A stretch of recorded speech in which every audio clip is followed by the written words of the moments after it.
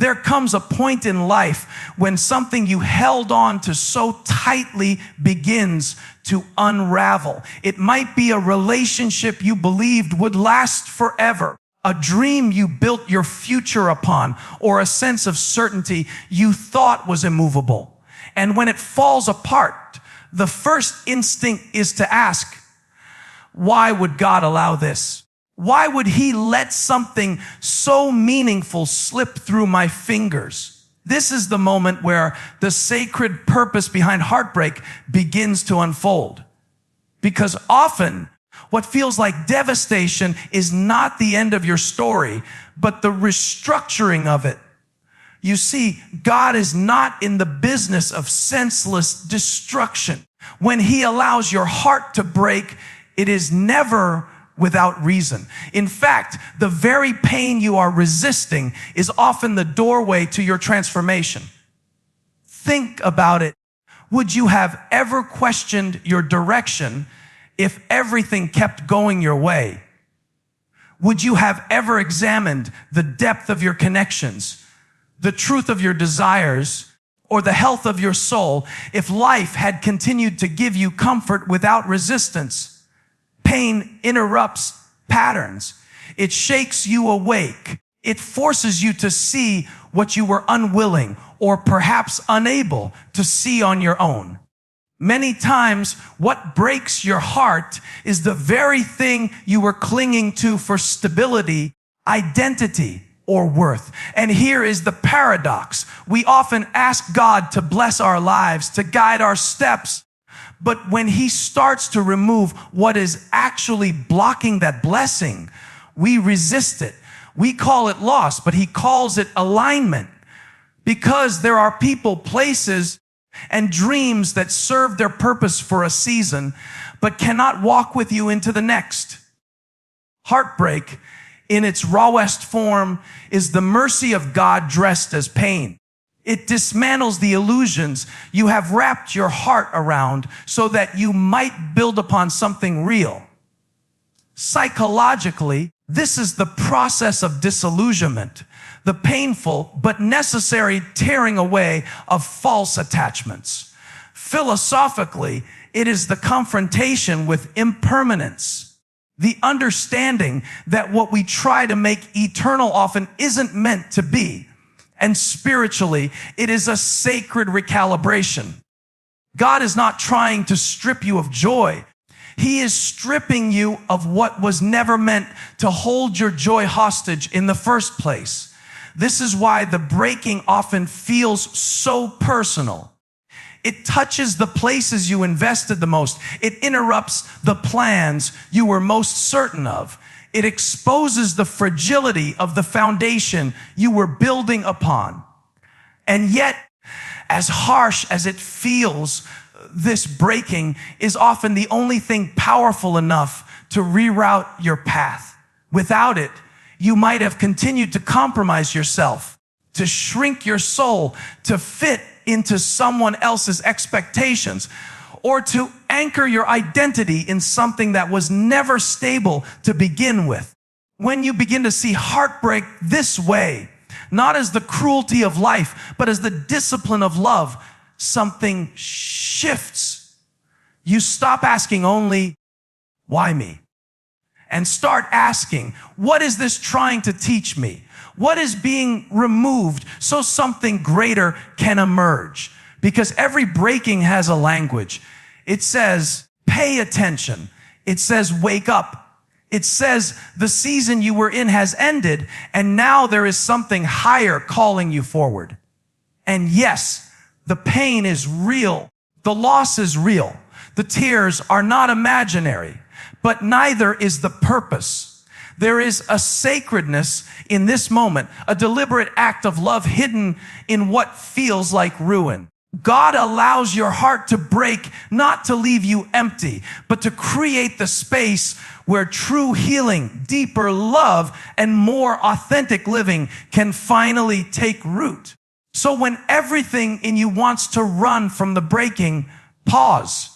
Resist the urge to fill the void too quickly, to numb the discomfort, to call it failure. Sometimes the most painful endings are the beginning of your becoming. The breaking is not always a curse. Sometimes it is the clearest sign that heaven is realigning your life for something your current self could not yet hold. When your heart breaks, it doesn't just crack the surface of your emotions. It opens a door to places within you that you may have avoided for years. The immediate pain often points outward toward the person who left, the dream that failed, the circumstance that collapsed. But if you stay in that outward blame too long, you miss the deeper message. Heartbreak is rarely only about what you lost. It's about what it uncovers. God uses these moments of deep rupture not merely to take something from you, but to reveal something within you. Consider this: how much of your life has been shaped by what you never wanted to feel again? The rejection you experienced in childhood, the abandonment you quietly carried into adulthood, the silent agreement you made with yourself to never be that vulnerable again. These are not just memories. They are scripts that shape your choices, your relationships, even your faith. Heartbreak has a way of pulling those scripts to the surface. Suddenly, you're not only grieving what happened, you're confronting every wound that this moment has touched. And while it feels overwhelming, this is actually the beginning of true healing, because what you refuse to acknowledge, you cannot transform. Psychologically, this is the moment of exposure. The heart is intelligent. It remembers what the mind tries to suppress. A broken heart often reopens the wounds that were never fully healed, the patterns you kept repeating, the compromises you called love because you didn't believe you deserved more. Spiritually, this is an act of grace, because God is not content with you living with hidden infection. He would rather allow the wound to ache again than let it quietly poison your future. This is why heartbreak feels disproportionate at times. You wonder, why am I this devastated over this? It's because it's not just about this. It's about the accumulation of what this moment represents, the echo of every unspoken pain it has touched. That's why some heartbreaks feel heavier than the relationship or the situation itself. They carry the weight of what has been waiting for your attention all along.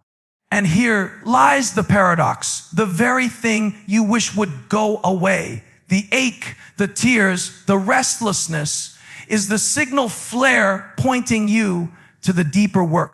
It's an invitation to sit with your pain long enough to understand it, not as a punishment, but as information.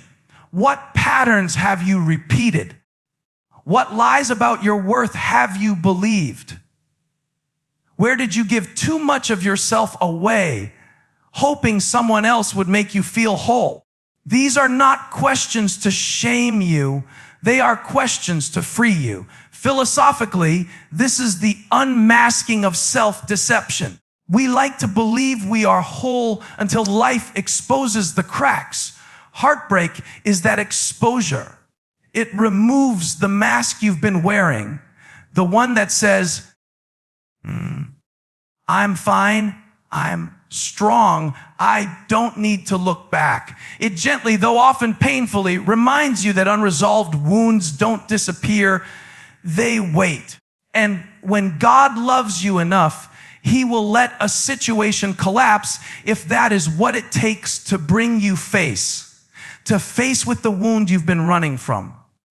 Now, what do you do with this revelation? You allow it to teach you. You bring those wounds into the light through reflection, through prayer, through wise counsel, through the slow and courageous act of naming what you feel instead of numbing it. Because the heart that is willing to be honest about its brokenness is the heart that is ready to be healed. It is tempting to rush past this stage, to distract yourself with noise or replace what was lost before you've learned why it left. But rushing only delays the inevitable. What God reveals, He reveals for a reason. And if you honor that revelation, you will find that the pain begins to lose its power over you. The wound, once hidden, becomes a place of wisdom. The scar, when healed, becomes a story of strength. So when your heart breaks, do not just ask, how do I stop this pain? Ask, what is this pain trying to show me? Because in that question lies the first step toward real freedom. What you are feeling now may not be the end of you. It may be the moment God finally brings to light what has been quietly shaping you all along. There is something profoundly unsettling about heartbreak that goes beyond the loss itself. It shakes the very sense of who you are. Because often the person or the dream you lost was tied to a version of yourself you had learned to live as. A version that perhaps compromised too much, settled too easily, or defined its worth by what it could hold on to. When that falls away, it feels like the ground beneath you disappears. But what if that collapse is the very way God begins to rebuild who you truly are? You see, identity is rarely questioned when life goes according to plan. We tend to anchor ourselves in the roles we play: the partner, the provider, the achiever, the one who keeps everything together. We build our sense of self around relationships, titles, routines, and expectations. It feels stable until it doesn't. And when heartbreak tears one of those anchors away, it is terrifying, but it is also revealing. It shows you what parts of yourself were dependent on something outside of you for definition. This is where the reshaping begins. God does not break your heart to leave you fragmented. He breaks what is false so that the authentic can emerge. Sometimes the relationship had to end because it kept you small. Sometimes the dream had to die because it was built more on fear than on faith. Sometimes the plan had to fail because it was molding you into a version of yourself that was never sustainable. Psychologically, this is the death of the false self, the constructed identity that is more about survival than truth. It's the part of you that learned early on how to earn love by being agreeable, how to avoid rejection by overperforming, how to be chosen by abandoning your own needs. Heartbreak exposes this scaffolding, and for a moment, it feels as though everything is collapsing. But it is in that collapse that the authentic self has space to breathe. Philosophically, this moment is a dismantling of illusions, a confrontation with the truth that who you are is not determined by who stays or who leaves, by what succeeds or what fails. Those are chapters, not your essence. Spiritually, it is a pruning. The unnecessary is being cut away so that something more alive, more aligned, more enduring can take root. This is not an easy process. It requires the courage to look at yourself without the labels you've worn and to ask, who am I when I am no longer who they needed me to be? Who am I when the dream I was chasing is no longer there to define my ambition? Who am I without the validation I was so desperate to earn? These questions are uncomfortable, but they are sacred. They signal the threshold between who you were and who you are becoming. And here is the truth that many miss: heartbreak does not just remove something from your life. It hands you back to yourself. Slowly, you begin to notice parts of you that were silenced. desires that were neglected, strength that was hidden beneath dependence, a voice that had grown quiet in the presence of what you were trying to hold on to. God uses this season to reintroduce you to the you that was always there, the one he intended before fear and attachment reshaped your choices. It is in this space of rebuilding that you start to realize you are more than the loss. You are more than the role you played in someone else's story. You are more than the chapter that ended. And once that realization takes root, something powerful happens. You stop reaching backward for identity and start walking forward in truth. So yes, heartbreak is disorienting. It strips away the familiar. It dismantles the narrative you told yourself about who you had to be. But in doing so, it creates the possibility for a self that is not built on fear of abandonment, but on the strength of wholeness. Sometimes the breaking of your heart is the first time you meet your true self, and that meeting is worth every piece that had to fall away. Healing after heartbreak is rarely the dramatic, cinematic moment we imagine it to be.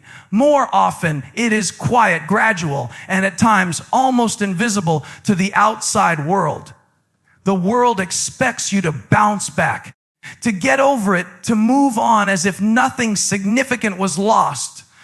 But true healing is not about returning to who you were before.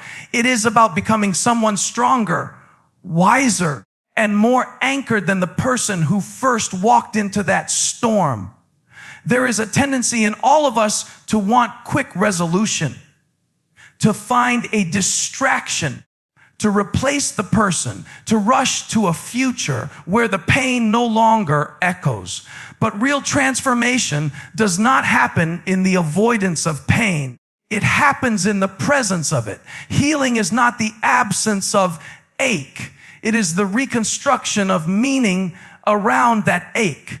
It is the slow mending of a heart that has learned the reconfiguration of a soul that now understands the weight of what it carries. Think of how metal is tempered. It is heated, bent, reshaped, and cooled to become stronger than it was before. That is what God does in the aftermath of heartbreak. The breaking was never the final chapter. It was the preparation for a rebuilding that could not have happened otherwise. There are strengths you only discover after loss, boundaries you only form after being crossed, depths of faith you only touch when all you had to cling to has been stripped away. Psychologically, this is where resilience is born. Resilience is not a hardened heart.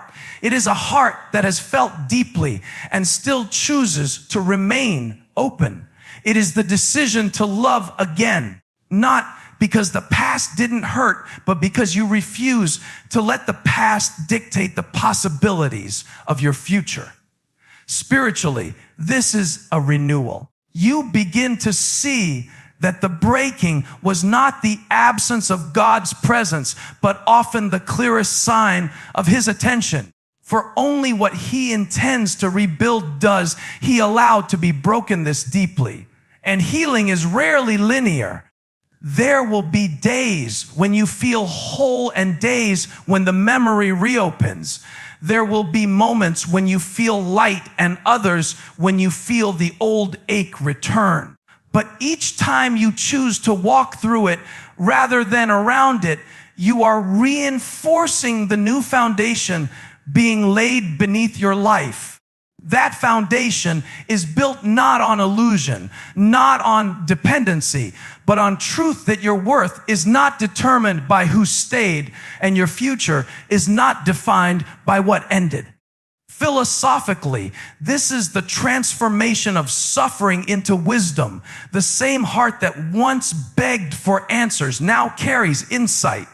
The same soul that once cried out in confusion now carries clarity. Pain, when surrendered to purpose, becomes a kind of alchemy. It turns what was once unbearable into what is now unshakable. And this is the mystery of divine breaking. The hand that allowed your heart to shatter is the same hand that stitches it back together, thread by thread, with fibers that are no longer fragile. What emerges from that process is not a version of you pretending to be whole, but one who is truly whole. Not because nothing was lost, but because what was lost no longer holds you captive. So if you are in the middle of that process, do not rush it. Do not despise it. Allow the pain to teach you, but do not let it define you. Allow the loss to speak, but do not let it silence your future. Healing is not about erasing what happened. It is about rewriting what it means. It is the art of turning wounds into wisdom, scars into stories, and endings into openings. Because sometimes the heart that was once shattered becomes the very vessel God uses to carry strength to others.